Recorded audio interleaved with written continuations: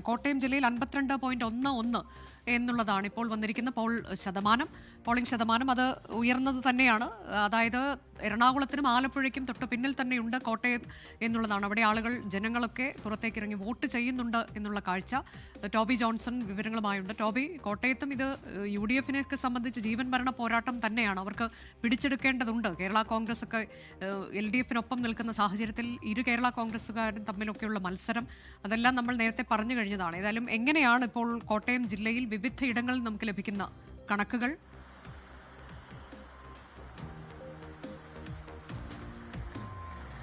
അനുജ, മിക്ക സ്ഥലങ്ങളിലും 50% മുകളിലേക്ക് പോളിംഗ് ശതമാനം എത്തിയിട്ടുണ്ട് എന്നുള്ള വിവരം തന്നെയാണ് നമുക്ക് ലഭിക്കുന്നത്. നഗരസഭകൾ, ജില്ലാ പഞ്ചായത്തിന്റെ കണക്ക് വരുന്നതേ ഉള്ളൂ. നഗരസഭകൾ നോക്കുകയാണെങ്കിൽ ഏറ്റവും കൂടുതൽ പോളിംഗ് നടക്കുന്നത് ഈരാറ്റുപേട്ട നഗരസഭയിലാണ്. അതോടൊപ്പം തന്നെ രണ്ടാമത് വൈക്കം നഗരസഭയിലുമുണ്ട്.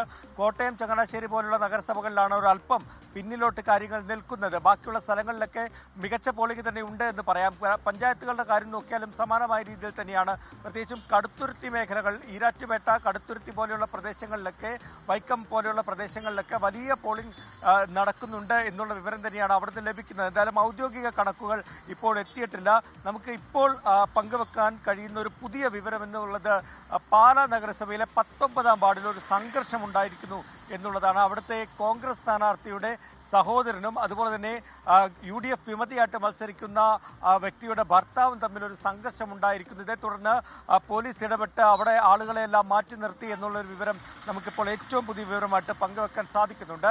അതോടൊപ്പം തന്നെ പൂഞ്ഞാർ തെക്കേക്കര പഞ്ചായത്തിലെ 13-ാം വാർഡിൽ നിന്നും ഒരു കള്ളവോട്ട് ആരോപണം ഉയർന്നിട്ടുണ്ട്. അത് LDF ആണ് മുന്നോട്ട് വെച്ചിട്ടുള്ളത്. BJP-ക്കെതിരെയാണ് ഈ കള്ളവോട്ട് ആരോപണം വന്നിട്ടുള്ളത്. ഇടുക്കി ജില്ലയിൽ ജോലി ചെയ്യുന്ന ഒരു സർക്കാർ ഉദ്യോഗസ്ഥന്റെ സഹോദരൻ അദ്ദേഹത്തിന്റെ പേരിൽ വോട്ട് ചെയ്തു എന്നൊരു ആരോപണമാണ് LDF മുന്നോട്ട് വച്ചിട്ടുള്ളത്. അത് സംബന്ധിച്ചൊരു പരാതി കൂടി അവർ റിട്ടേണിംഗ് ഓഫീസർക്ക് നൽകിയിട്ടുണ്ട്. അത് അന്വേഷിച്ചു വരികയാണെന്നാണ് അറിയാൻ കഴിയുന്നത്. എന്തായാലും BJP നേതൃത്വം ഇത് എതിർത്തിട്ടുണ്ട്. അങ്ങനെ കള്ളവോട്ട് ചെയ്തിട്ടില്ല എന്നാണ് അവർ പറയുന്നത്. ഈ രണ്ട് സംഭവങ്ങൾ മാറ്റി നിർത്തി കഴിഞ്ഞാൽ വലിയ പ്രശ്നങ്ങളില്ലാതെ പോളിംഗ് ശതമാനം മുന്നോട്ട് പോകുന്നു, വോട്ടിംഗ് നടക്കുന്നു എന്നാണ് മിക്ക സ്ഥലങ്ങളിൽ നിന്നും ലഭിക്കുന്ന വിവരം. അനുജ സൂചിപ്പിച്ചതുപോലെ തന്നെ കേരള കോൺഗ്രസുകൾ നേർക്കുനേർ ഏറ്റുമുട്ടുന്ന ഒരു ജില്ലയാണ്. അതിൻ്റെതായിട്ടുള്ള പ്രാധാന്യമുണ്ട്. പ്രചരണ രംഗത്ത് സജീവമായിട്ട് ഇതെല്ലാം നമ്മൾ കണ്ടതാണ്. അതുകൊണ്ട് തന്നെ അവരുടെ ശക്തി തെളിയിക്കാൻ വേണ്ടി ഇരു കേരള കോൺഗ്രസുകളും സജീവമായി തന്നെ രംഗത്തുണ്ട്.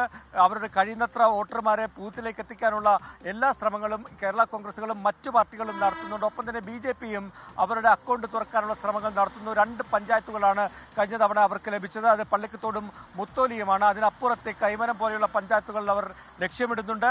അതോടൊപ്പം തന്നെ നഗരസഭയിലും കാര്യമായിട്ടുള്ള സ്വാധീനം ചെലുത്താൻ സാധിക്കുമെന്ന് പ്രതീക്ഷിക്കുന്നു. മറ്റ് ചെറിയ പാർട്ടികളുണ്ട്, ആം ആദ്മി പാർട്ടി പോലെയുള്ള പാർട്ടികളുണ്ട്, അതുപോലെ തന്നെ മറ്റ് സ്വതന്ത്രന്മാരുണ്ട്, വിമതന്മാരുണ്ട്. അങ്ങനെ എല്ലാവരും സജീവമായിട്ടുണ്ട്. എന്തായാലും പോളിംഗ് ശതമാനം 50-ന് മുകളിലേക്ക് പോയിരിക്കുന്നു.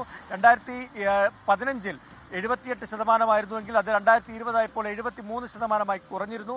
എന്നാൽ 75% അല്ലെങ്കിൽ അതിന് മുകളിലേക്കെങ്കിലും ഇത്തവണത്തെ വോട്ടിംഗ് ശതമാനം പോകുമെന്നുള്ള ഒരു പ്രതീക്ഷയാണ് വിവിധ രാഷ്ട്രീയ പാർട്ടികൾ കണക്ക് കൂട്ടുന്നത്. അങ്ങനെ വന്നു കഴിഞ്ഞാൽ അത് ആരെ പിന്തുണയ്ക്കുമെന്നുള്ളതാണ് അറിയേണ്ടത്. അതിന് 13-ാം തീയതി വരെ കാത്തിരിക്കേണ്ടി വരും. അനുജ, അതാണ് കോട്ടയം ജില്ലയിൽ 52 കടന്നിരിക്കുന്നു പോളിംഗ് ശതമാനം എന്നതാണ്. മികച്ച പോളിംഗ് എന്നുള്ളതാണ് ഇതുവരെയുള്ള കണക്കുകളിൽ നമുക്ക് മനസ്സിലാക്കാൻ കഴിയുന്നത്. അതിനിടെയാണ് അനിഷ്ട സംഭവങ്ങൾ. ഒന്ന്, പാലാ നഗരസഭ 19-ാം വാർഡിൽ നേരിയ തോതിലൊരു സംഘർഷമുണ്ടാകുന്നു. മറ്റൊന്ന്, പൂഞ്ഞാറിൽ കള്ളവോട്ട് എന്നൊരു പരാതി അത് LDF നൽകുകയും ചെയ്തു. ലോകത്തെവിടെയായാലും ഏത് സമയത്തും 24 വാർത്തകളും ഓഗ്മെന്റഡ് റിയാലിറ്റി പാക്കേജുകളും എക്സ്പ്ലെയിനറുകളും വിശദമായി കാണാൻ ഞങ്ങളുടെ YouTube ചാനൽ നിങ്ങൾക്ക് സബ്സ്ക്രൈബ് ചെയ്യാം.